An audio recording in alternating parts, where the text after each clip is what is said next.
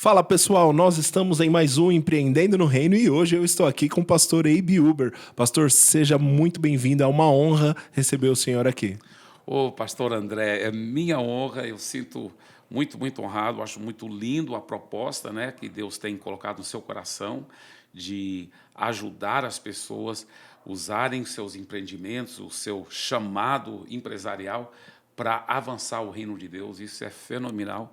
E também sou muito fã da igreja de vocês e é um prazer conhecê-lo, viu? De Glória a coração. Deus. Pastor, para a gente iniciar o nosso bate-papo, eu lembro que já ouvi o senhor contando algumas vezes que vem de uma família de empresários, né? E teve um aspecto ali, teve uma cena peculiar que foi o senhor descobrir que os pais do senhor tinham dinheiro. Como que foi esse negócio? É verdade. É verdade. Na realidade, eu vou voltar à fita, né? Lá Aham. no começo, antes de eu nascer, porque meus pais tinham 5 filhos, né? Tiveram 5 filhos. Eu sou o caçula de 5 filhos. Meus 4 irmãos mais velhos, todos nasceram nos Estados Unidos. Minha mãe e meu pai eram cristãos muito compromissados com Jesus, e minha mãe veio de uma família de grandes empreendedores nessa área de madeireiros.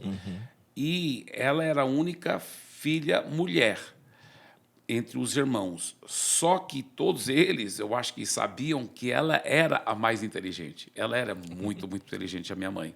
Então, ela era uma grande empreendedora, né? E meu pai veio de uma família de agricultores, que também eles tinham muita terra e, de repente, o preço da terra foi lá para cima e eles acabaram sendo muito prósperos também por causa da terra que eles tinham.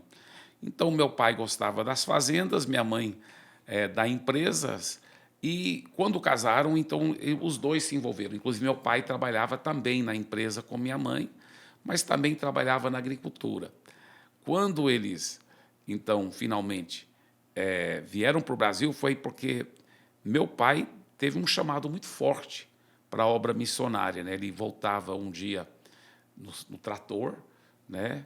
Isso era talvez lá para o ano 1953, talvez, 1953, e ele voltava do campo no tratorzão dele, depois de um dia de trabalho, nos campos, e o sol acho que estava se pondo, ele conversando com Deus, e ele sentiu Deus falando para ele: você está feliz, né? Ele falou: estou muito feliz, Deus, obrigado pela família, por tudo que o Senhor tem dado e feito, eu amo trabalhar aqui na fazenda e tudo. Aí Deus falou assim para ele: mas o que faremos sobre as milhares de pessoas além mar que nunca ouviram, nunca tiveram o privilégio de ouvir, nem pela primeira vez, o Evangelho do Senhor Jesus, o Evangelho do meu filho Jesus? E aí o meu pai, como eu me lembro, ele contando a história, ele parou o trator naquele momento, desligou o trator lá no campo mesmo, desceu do trator, se ajoelhou lá no campo e chorando, falou: Senhor, eu dedico minha vida para ser um missionário. E aí ele ia com as autoridades da igreja para pegar a bênção. Só que eles eram muito tradicionais e não acreditavam muito em missões. Não acreditava em Não missões. acreditavam em Meu missões, Deus. infelizmente. Então eles falavam: não, isso aí, se Deus quiser que as pessoas além mar ouçam o Evangelho, vão ouvir sem a sua ajuda nem a minha. Tipo Nossa. assim. E meu pai era muito submisso. Então, meu pai não foi, mas, em vez de quando, ele voltava e pegava no pé da liderança de novo. Até que um dia a liderança falou: tudo bem, você está insistindo tanto, você pode ir, mas não conte com nossa ajuda financeira. Meu pai falou: não, isso aí não tem problema, vou me autofinanciar. Então, eles fizeram muitos investimentos nos Estados Unidos, bolsa de valores, imóveis, etc. E vieram para o Brasil. Quando vieram para o Brasil, meu pai foi aprender falar português e também comprou uma terra muito grande em Mato Grosso.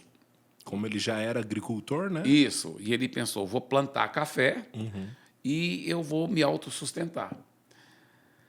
Ele falou: mas por enquanto não, quero concentrar em aprender a língua. Ele veio aqui para Campinas, aprendeu a língua, tem uma escola até hoje que funciona para ensinar estrangeiros como falar a língua portuguesa. Aprendeu bem falar português, depois mudou para Minas Gerais e começou a fundar igrejas, inclusive no interior de Minas Gerais, onde não tinha cidades lá que não tinha nenhuma igreja evangélica. Né? Meu pai chegou a ser apedrejado. Meu Deus. Uma vez ele foi realizar um culto na cidade de Pitangui, que agora tem uma igreja que ele fundou, que está lá. Mas naquela época não tinha nenhuma igreja evangélica. E o sacerdote romano havia instigado as pessoas pelos alto-falantes que tinham naquela época, né? Aqueles alto-falantes que pegavam a parte da cidade. E a multidão, quando meu pai estava montando o projetor, porque ele mostrava filmes evangélicos para depois parar no meio do filme e pregar aquela coisa, ele estava montando o equipamento, chegou uma multidão de homens lá com cacetes e tijolos assim, e pedras, e começaram a gritar, gritar, gritar. E o amigo do meu pai, que era o único cristão que meu pai conhecia na cidade toda, que ele havia convidado meu pai, aberto aquela porta, ele falou: olha, eu acho que é bom a gente não ter o culto aqui, porque a coisa está ficando feia. Vamos voltar para minha casa. Aí voltaram para casa. Quando estavam voltando, a multidão foi toda atrás, gritando e com tijolos e cacetes. Nossa. Quando chegaram na casa, o homem fechou a casa e trancou e tudo, e eles começaram a jogar tanta pedra, tanto tijolo, quebrando o telhado, quebrando as coisas. E eu tinha só 2 anos de idade, ou até menos na época, talvez 1 ano de idade, né? Porque eu nasci em Belo Horizonte, né? Quando meu pai estava morando já em Minas Gerais, aqui no Brasil. E meu pai disse que ele, ajoelhado lá, junto com o irmão lá, o dono da casa, os dois orando, e pedindo mesmo a proteção de Deus. E meu pai disse que, meu pai falou assim para Deus: Deus, eu estou pronto para morrer, se assim for a sua vontade. Não tenho medo, nem um pouco. Porém, eu não queria morrer porque eu não queria deixar meu filho, Abe, que nasceu há pouco, ser criado sem o pai. Então, ele orou muito assim. E Deus protegeu, que eles não morreram, obviamente. Mas nesses interiores de Minas Gerais, onde meu pai estava evangelizando, uma vez, por exemplo, eles estavam numa casa tendo um culto, e enquanto estavam tendo o culto, era tanta pedra e tijolo sendo jogado, e naquela época, muitas vezes, as casas não tinham forro. Então, caía pelo telhado, assim. Meu Deus. E o dono da casa, ou alguém, eu acho que era o dono da casa, tinha um bebezinho que estava no berço e ficou com medo por causa dos tijolos e pedras caindo.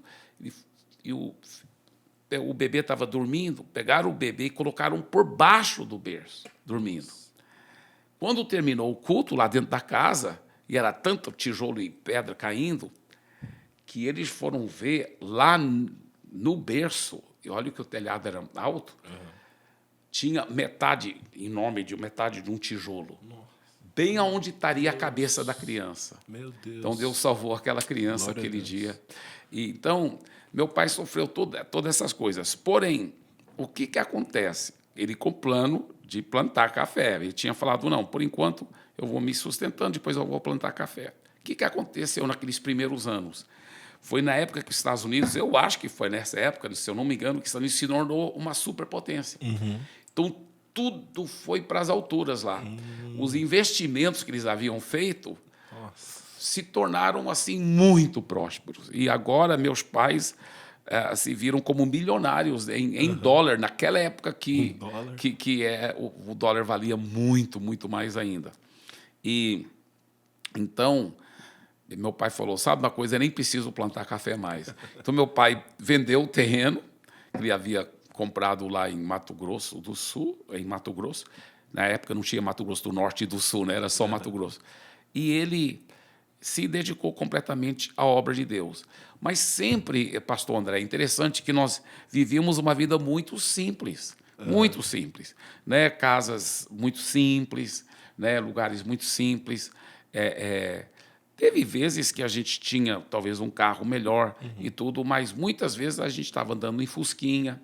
Então, eu nunca faltava nada em casa, mas sempre eu via uma preocupação muito grande de meus pais de economizarem, de nunca jogar dinheiro fora, de ter muito cuidado, usar tudo com muita, muita economia, né?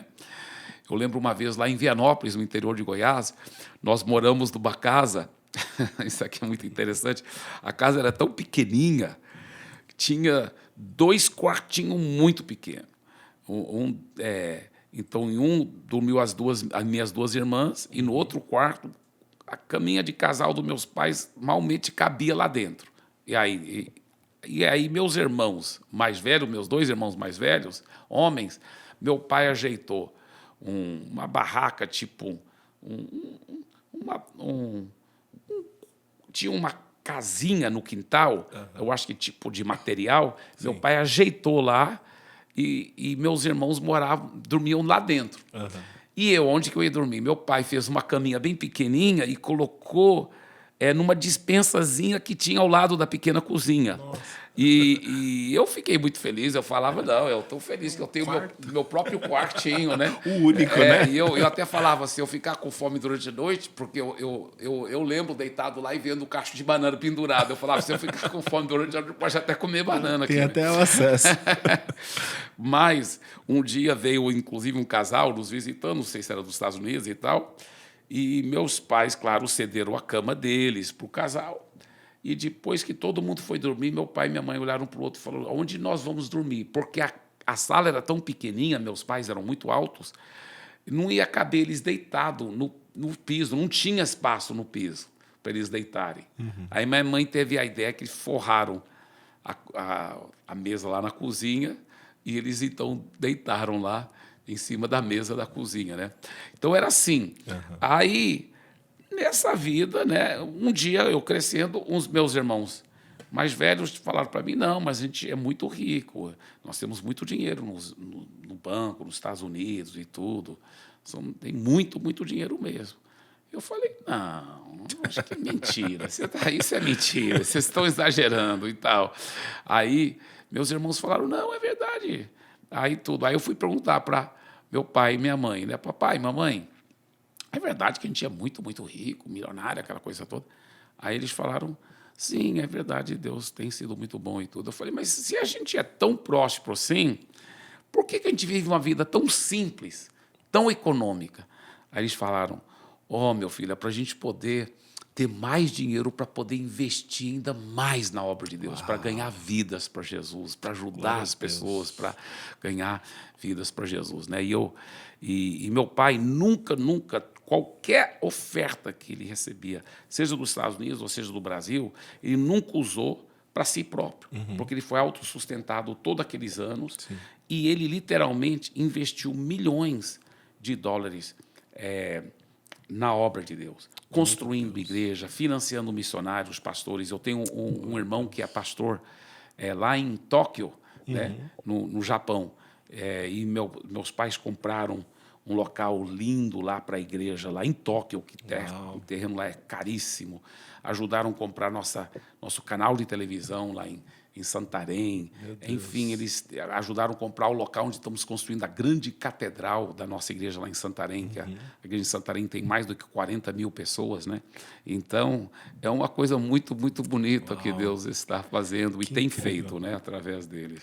E é curioso, né? A Bíblia, de fato, fala em 2 Coríntios 9 que nós somos enriquecidos para toda a generosidade, né? Então, esse é o propósito final da riqueza, né? Para toda a generosidade. E ouvir o pai do Senhor falando, olha, nós poupamos para ser ainda mais generosos, né? Esse é o propósito, de fato, da prosperidade, né? Exatamente. Eu creio que Deus não confia ainda mais riquezas por causa desse coração meio... De reter, né? Quando a pessoa tem esse coração desprendido e Deus vê, poxa, esse aí eu posso confiar milhões na mão dele porque ele vai realmente investir na obra, eu creio que faz uma grande diferença, né? Glória a Deus, com certeza. E eu queria que o senhor falasse um pouco, pastor. Infelizmente, a gente vê no Brasil, né, um senso que é quase uma ojeriza à riqueza, né? As pessoas, não, talvez seja por conta da nossa formação como país, né? A Igreja Católica Apostólica Romana, com seu voto de pobreza e tudo mais, gerou, em algum momento, esse pensamento de que ter dinheiro não é bom. Eu queria que o senhor falasse um pouco sobre isso. Ah, muito, muito bom. A Bíblia fala em Isaías, né, 1:18, se quiserdes e me ouvirdes, comereis o melhor dessa terra. Com certeza, Deus tem prazer em ver seus filhos sendo bem supridos, né? Qual pai, qual mãe quer ver o filho passando necessidade, né? Quantas e quantas vezes realmente foi passado essa ideia que se você for bem espiritual mesmo, né, você vai usar roupa bem estranha, bem velha. Se tiver carro, tem que estar caindo em pedaço, né? Tem que estar cheio de problemas e tal. E, na realidade, não é assim. Deus quer suprir abundantemente. Eu acredito que nós, pastores, pastor André, realmente é importante a gente viver uma vida assim. Talvez meus pais até exageraram na economia, mas eu prefiro exagerar em sendo cuidadoso do que ser esbanjador, do que nós pastores devemos viver uma vida relativamente simples, né? Mas com todo o conforto. Eu creio que Deus quer suprir nossas necessidades, né? E Deus quer nos usar para ensinar o nosso povo. Amém. Então, eu vi, por exemplo, em Santarém, eu pastorei muitos anos em Santarém, e foi lindo ver o que eu vi lá acontecer, né? Quando nós começamos a pastorear, a igreja era muito pequenininha, mas mesmo depois que ela começou a crescer, ninguém vinha de carro, né? Todo mundo vinha a pé, ou de ônibus, ou, como alguém disse, BMW, né? Bicicleta meio velha. Então, era desse jeito. Marca BMW, né? O único carrinho que tinha lá era o carrinho da missão, que a gente mesmo vinha, né? E tal. Mas, na medida que eu fui ensinando os princípios, foi lindo o que aconteceu. Muitos irmãos que eram tão pobres se tornaram tão prósperos. Uau. E começou a ter tanta prosperidade e tantos irmãos, mas com muitos carros, e carros importados, e muito, e tanto era, e no domingo, então, era tanto carro lá na frente, tanta, assim, trânsito, que até a cidade começou a providenciar policiais para poder ajudar a controlar todo o trânsito. Era uma Glória loucura. a Deus. E ainda né, para a glória de Jesus. E eu lembro que saiu até porque Santarém é relativamente pequena a cidade, né? Então surgem muitas conversas, né? Sim. Aí surgiu até uma conversa. Ah, essa igreja cresce muito porque todo mundo que vai lá ganha um carro zero. E por isso que todo mundo está indo para lá, porque todo mundo que vai lá, eles dão um carro zero. Né? Essa estratégia de crescimento de igreja. Aí eles estavam realmente fazendo propaganda, porque aí todo mundo queria ir mesmo para a nossa igreja. Mas eu até levei esse assunto para a nossa igreja na época. Eu falei, irmãos, vocês recebem essa fofoca aí? Vamos receber? Vocês creem? Em nome de Jesus é verdade? Em nome de Jesus, a partir de agora é verdade? Todo mundo que chega aqui vai ganhar um carro zero. E outra fofoca que surgiu era, não, aquela igreja é só de rico. Eu falei, vocês recebem também, irmão? Vamos tomar posse. Mas, na realidade, o povo de Deus, nós não podemos viver para as finanças, né? As finanças têm que ser algo que a gente usa para a glória de Deus. Deus quer suprir, sim. Deus quer que nós possamos aprender os princípios. Eu acho que foi o John Wesley, né, que falou sobre save all you can, give all you can, and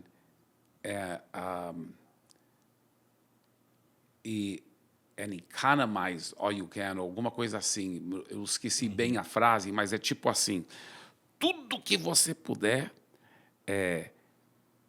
poupe o tanto que você puder, de uma forma muito cuidadosa, seja bem, né? Mas dê também tudo o que você pode, dê com tanta generosidade e também viva uma vida muito regrada, muito cuidadosa, né? Então, Deus quer que a gente viva, eu creio, uma vida boa, próspera, abençoada, e, e, o seu povo seja ensinado esses princípios de muita liberalidade, de doar com liberalidade, né? Lá em Santarém, com os milhares de grupos pequenos que nós temos, nós montamos um sistema onde todos os grupos eram divididos em grandes distritos. Cada distrito talvez tinha 100 ou mais grupos pequenos, né, células. E aí, cada grupo pequeno era responsável para garantir que ninguém ia passar necessidade que fosse para aquele grupo. Então, cada grupo pequeno tinha um diácono para garantir que ninguém passasse necessidade.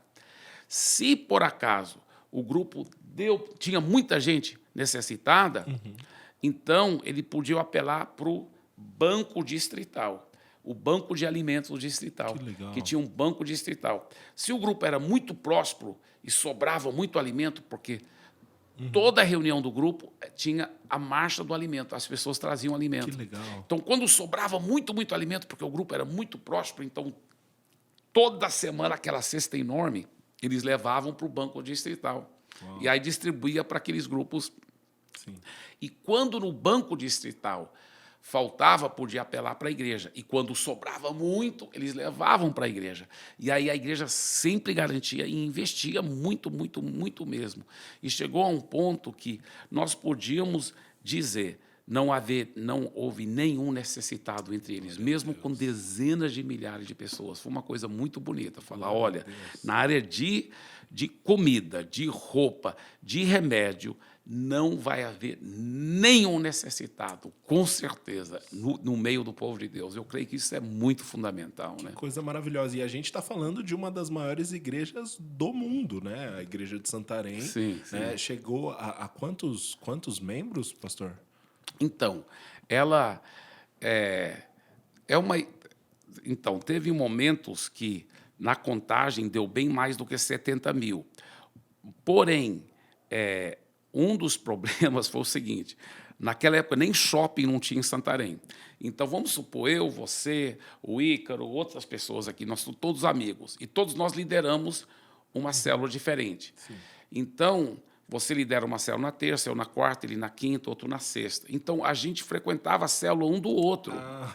E como que a gente pegava os nossos números? Porque no relatório da célula, total de pessoas presentes. Então, a gente pegava aquilo, com todas as secretárias, com todos os computadores, somava todos os números das células e dava mais do que 70 mil pessoas. Entendi. O problema é que, quando nós fomos ver, alguns estavam sendo recontados. O cara foi em 5 células, conta 5 vezes. Entendeu?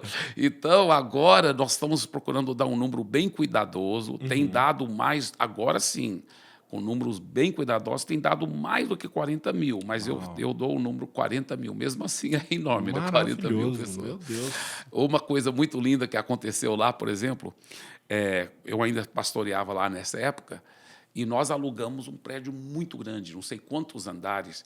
Esse prédio servia para a nossa escola, servia também para os cursos profissionalizantes para ajudar as pessoas necessitadas, tinha cozinha industrial lá e muitas outras coisas, né? E o nosso banco de alimentos para alimentar, para garantir para todas as células, né?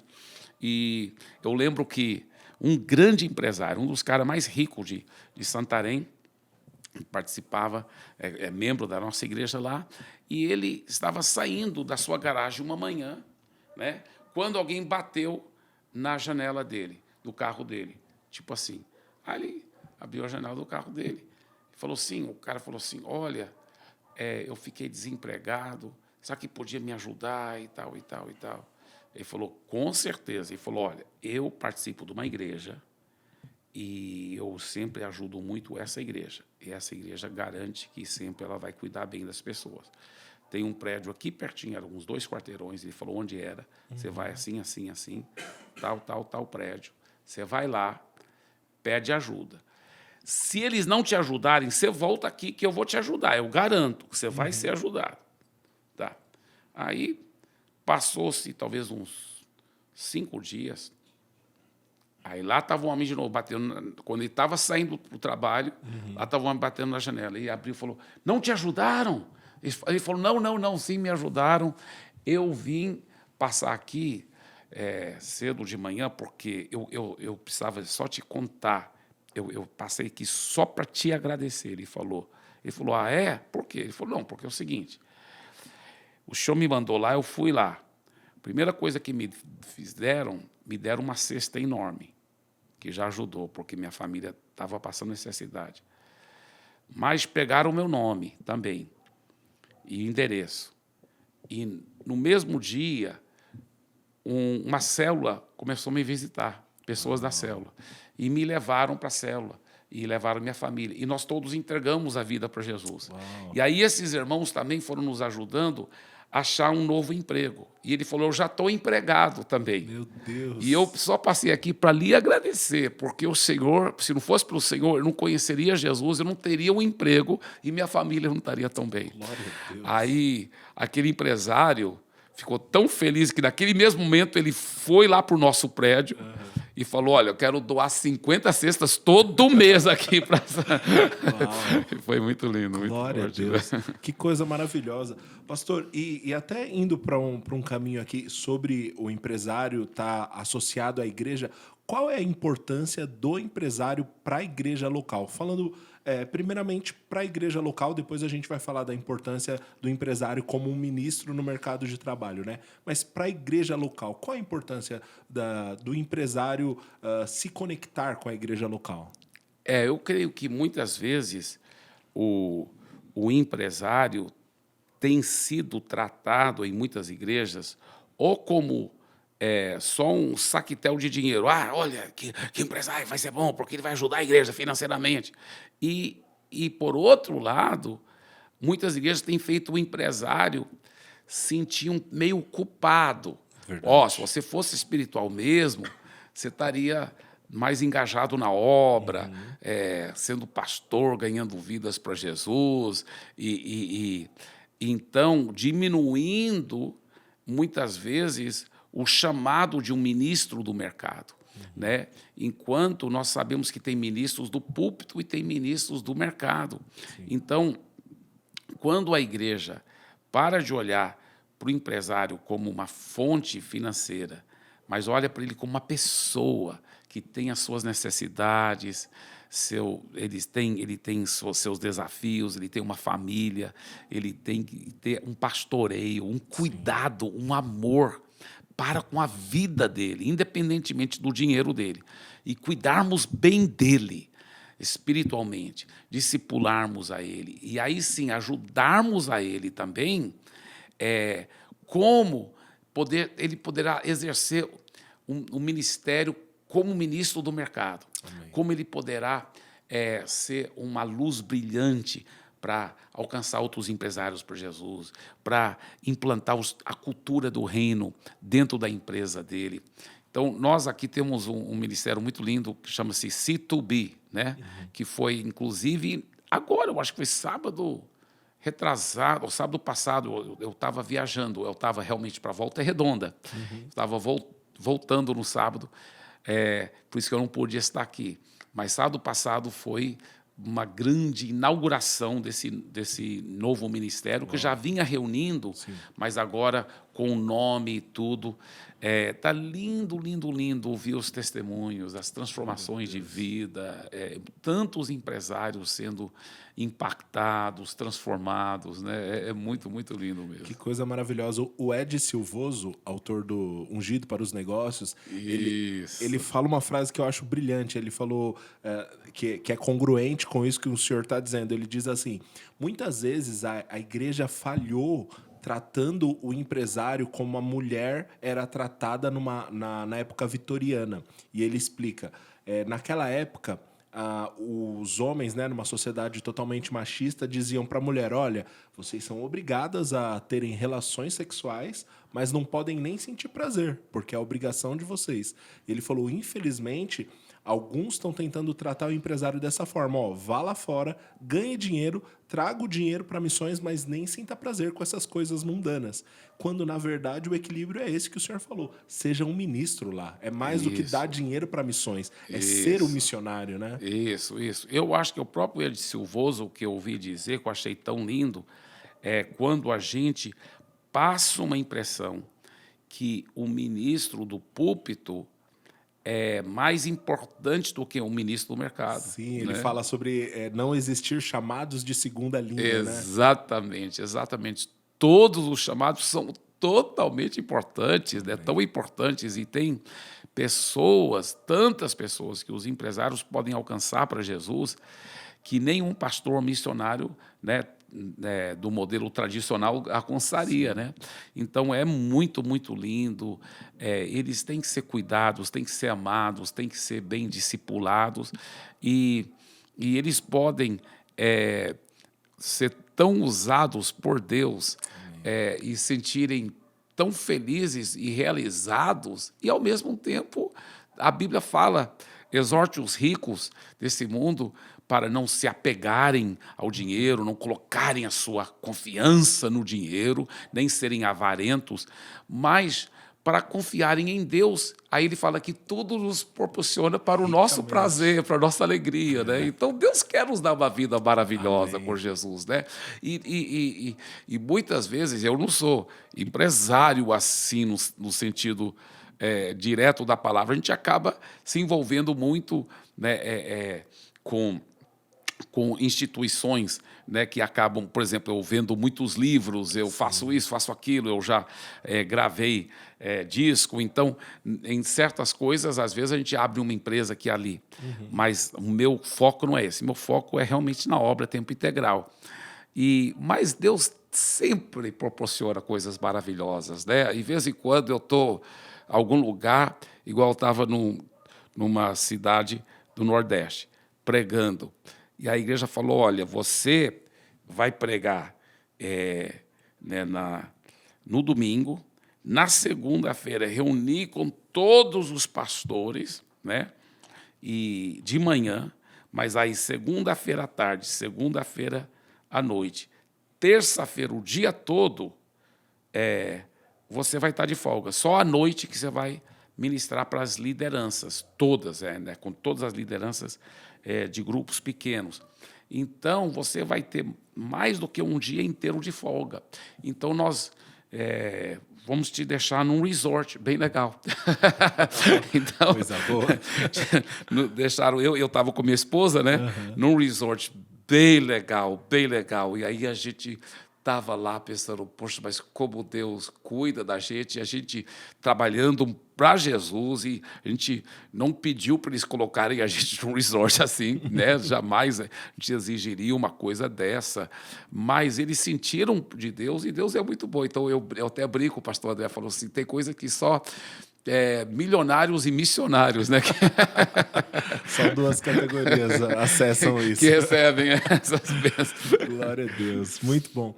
Pastor, o senhor é um sinônimo, assim, não só no Brasil, mas até mundialmente, quando se fala sobre discipulado. Qual é a importância para o empreendedor? E eu quero agora me dirigir a esse perfil de empreendedor, que é o pessoal que nasceu ali entre a década de 80 até 95, que é o pessoal que está beirando 30 ou passou um pouquinho de 30. Que é esse pessoal que trabalha 16 horas por dia, que está com todo o gás, toda a energia para fazer o seu negócio dar certo. Qual a importância dessa pessoa se associar para ser discipulada por alguém? É muito muito importante mesmo esse acompanhamento, esse discipulado. Esses dias mesmo, né, tem um empresário aqui da nossa igreja que começou a ser discipulado por um outro empresário. Esse outro empresário, um homem muito experiente, apesar de ser relativamente jovem, mas muito cheio da unção da graça. E eu havia, há algum tempo atrás, talvez uns 8 meses atrás, ou até mais, dado essa sugestão para esse empresário. Olha, por que você não recebe um discipulado? Esse irmão aqui, ele é muito preparado e ele tem muito preparo espiritual, além de ser um mega empresário. Eu acho que vai ser uma bênção. Eu já falei com ele está disposto a discipular qualquer pessoa aqui, tudo. Aquele outro empresário não achou legal o plano. Mas depois, por causa de uma série de coisas, acabaram eles no mesmo life group, né, que nós chamamos nosso grupo pequenos aqui de life group, acabaram no mesmo life group e acabou sendo discipulado. E aí ele veio para falar comigo. Ele falou, olha, ele e a esposa vieram falar comigo, eles estavam radiantes, pastor André.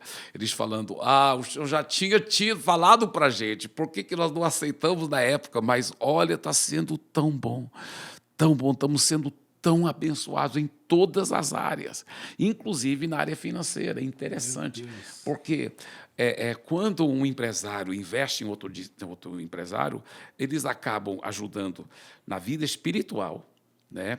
A pessoa cultivar a intimidade com Deus, ajuda na vida familiar, na criação de filhos, e até na área financeira, porque vai dando dicas, né? Porque empresários conhecem e vão entender como o outro empresário pensa e vão abrindo portas. É muito lindo, André. É muito. E uma das coisas que eu acho muito fantástico é que nisso tudo eles começam até a aprender as prioridades de Deus. Muito né? bom. Às vezes, o segredo não é trabalhar mais, é até trabalhar menos, mas um pouco mais inteligentemente, né? Dirigido pelo Espírito Santo, para poder priorizar a família, o tempo com Deus.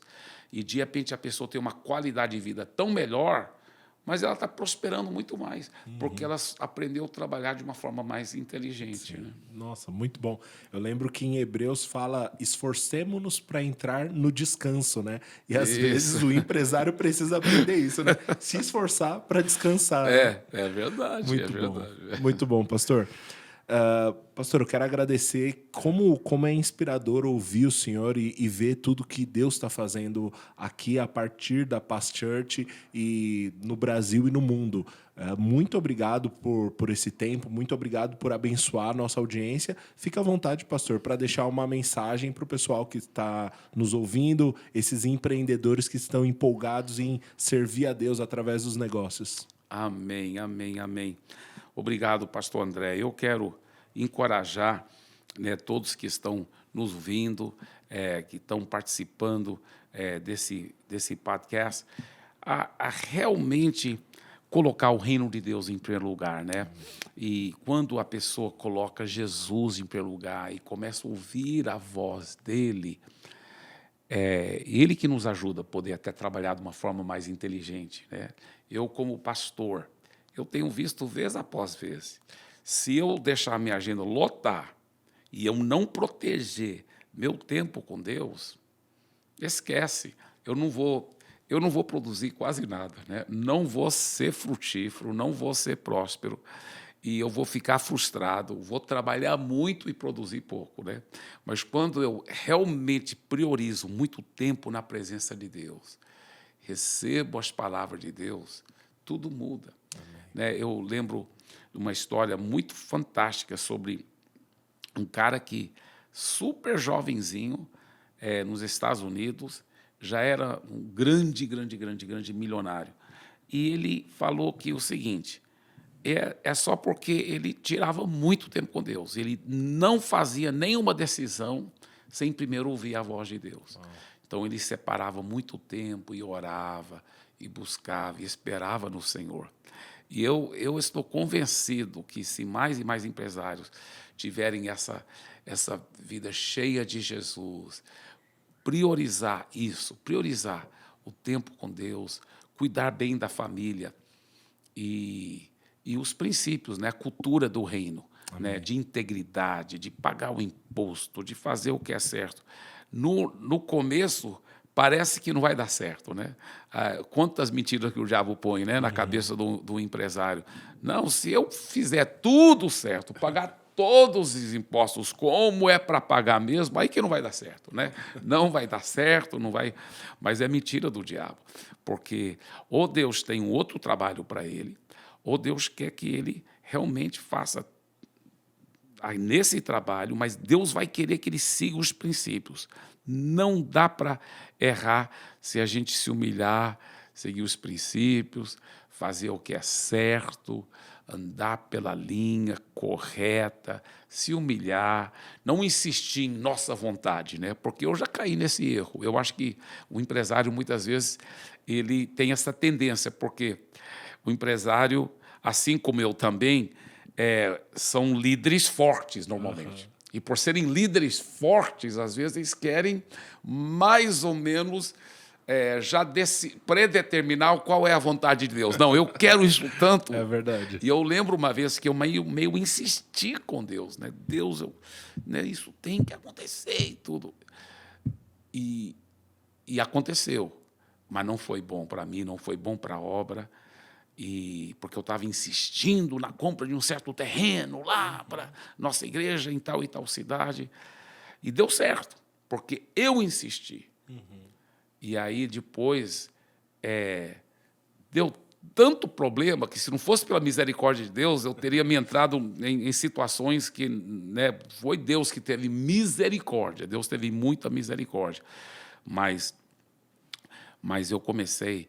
Eu falei, Deus, nunca mais eu caio nessa. Eu peço perdão de hoje em diante. Eu não quero minha vontade, eu quero a sua. E eu vou buscar o Senhor desarmado para receber as diretrizes do Senhor.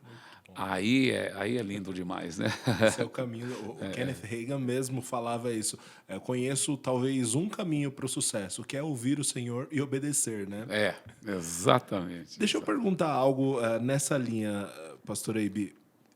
O empresário, e assim como o pastor de uma grande igreja, tem momentos onde ele precisa decidir rápido, ou pelo menos externar rapidamente a sua decisão.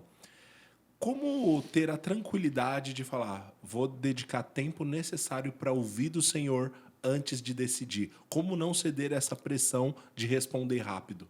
É uma boa pergunta. Eu acho que a realidade é ser bem, né, bem aberto, né, bem franco e falar, olha, eu vou tirar tempo com Deus, eu vou orar e não tenho uma resposta ainda. Uma coisa também, pastor André, que eu acho muito linda é que quando Deus fala, aí é importante, aí sim. Porque o que acontece é que, normalmente, nós, líderes fortes, quando a gente aprende esse lado quebrantado, vou ficar calado aqui para buscar Deus, para esperar em Deus, aí a gente crê que Deus falou conosco, aquilo é confirmado bem fortemente, aí a gente tem uma convicção, mas aí o cara não é um leão, como ele deve ser. Uma vez que Deus fala com a gente tem que ter a coragem de declarar mesmo, sabe? Então, eu lembro quando uma situação que nós estávamos lá, que nós estávamos pagando parcelas num terreno lá para a nossa igreja de Fortaleza, davam de 180 mil por mês já, e tinham balões de milhões e tudo, e nosso orçamento já estava esticado por causa de tantos missionários e obreiros e pastores que nós estávamos financiando, inclusive até na Itália e tudo. E, por cima de tudo isso, veio aquela crise bem grande, e o Nordeste normalmente é o primeiro para sofrer. Aí eu busquei muito a Deus. Aí eu senti claramente Deus falando para mim, eu vou te dar R$ 1 milhão. Pode declarar. E eu lembro que eu virei um leão.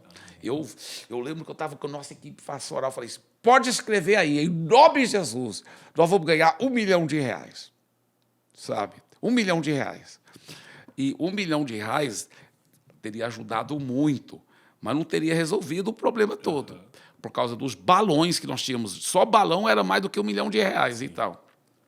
mas eu sabia que era um bom começo. Um ótimo começo. Né? Aí, o que acontece? Olha só, de repente acontece o milagre que um irmão americano decidiu doar para a igreja de Fortaleza, não R$1 milhão, foi $1 milhão. Aí, o que acontece? Quando ele doou esse $1 milhão, aí a gente estava tão feliz. Aí fomos fazer transferência dos Estados Unidos para cá. E era bem na época do auge do Lava Jato. E nenhum banco quis fazer. Eita. Os bancos falaram, não, isso é lavagem de dinheiro, isso é alguma coisa errada, isso aí... Quem vai mandar $1 milhão para o Brasil? Não, isso aí não é certo. E a gente tentava provar que não era nada errado. E todos os bancos com medo por causa do Lava Jato. Sim. Todos os bancos com medo. E tudo. Finalmente, uma irmã... que é muito alta, trabalhando no Banco do Brasil, lá em Fortaleza, ela ficou insistindo tanto com os diretores grandes lá, até que permitiram. Quando, finalmente, eles permitiram e veio a transferência, tudo certinho, tudo legal, pelo Banco do Brasil, de $1 milhão, havia passado uns 5 meses. Quer dizer, nós tivemos que esperar 5 meses, a gente orando. Só que durante aqueles 5 meses, o dólar, que estava R$3,50, mais ou menos, R$3,50 o dólar, subiu para mais do que 5. Então, o que nós tínhamos recebido era como se fosse R$3,5 milhões. Agora tínhamos mais do que R$5 milhões. Essa espera foi a melhor coisa. Resolveu tudo. Quitamos todo o terreno, todas as parcelas, tudo. E ainda investimos muito no prédio lá, que está lindo agora. Cabe umas 2.000 pessoas, ou até mais, hoje tá tudo lindo, né? Poltronas, ar-condicionado, forro, piso lindo, tela de LED, é muito lindo. Então, que Deus tem feito, né, na sua misericórdia. Mas eu tenho aprendido, eu quero encorajar todo empresário que estiver nos ouvindo, ouça a voz de Deus, seja íntimo com Deus. Uma vez que você ouve a voz de Deus, comece a falar com ousadia. Amém. Fala aquilo que Deus está pondo no seu coração. Aconteceu uma coisa engraçada durante esse tempo. Eu ainda estava morando em Fortaleza, mas nós já tínhamos uma equipe que tinha mudado para cá. Então, eu vinha aqui para apoiar a equipe e tal. E aí nós fomos tomar um café de manhã uma vez com a nossa equipe principal, alguns pastores, numa padaria. Ao descer do carro, não tem aqueles caras que vendem coisa de loteria? Sim. Aí os caras chegaram assim, ele falou assim, quer $1 milhão? Assim, eu falei, obrigado, eu já recebi $1 milhão. Eu acho que ele pensou que eu estava brincando, mas eu não estava mesmo. Meu Deus, é muito bom, né? Glória a Deus. Muito bom. Como é importante, né, aprendermos. E se o Senhor não tivesse a paciência de esperar esses 5 meses, orando, crendo, não tinha pegado essa valorização, né? E outra coisa, pastor André, toda a glória seja dada a Jesus. De lá para cá, aquilo foi só o começo. De lá para cá, as portas do céu têm aberto. Milagres têm acontecido, muito maiores ainda. Então, a gente sabe que é Deus. Por isso que eu quero encorajar os empresários a terem essa sintonia com Deus, porque aí, meu irmão, não tem limite, não. Glória a Deus. Gente, tenho certeza que vocês foram abençoados. Se você ouviu até agora, não é inscrito, se inscreva no Empreendendo no Reino e nós nos vemos no próximo episódio. Pastor Eibe, muito obrigado. Pastor André, eu que agradeço o carinho, foi um prazer conhecê-lo, viu? Prazer em nome de Jesus. Amém. Deus abençoe.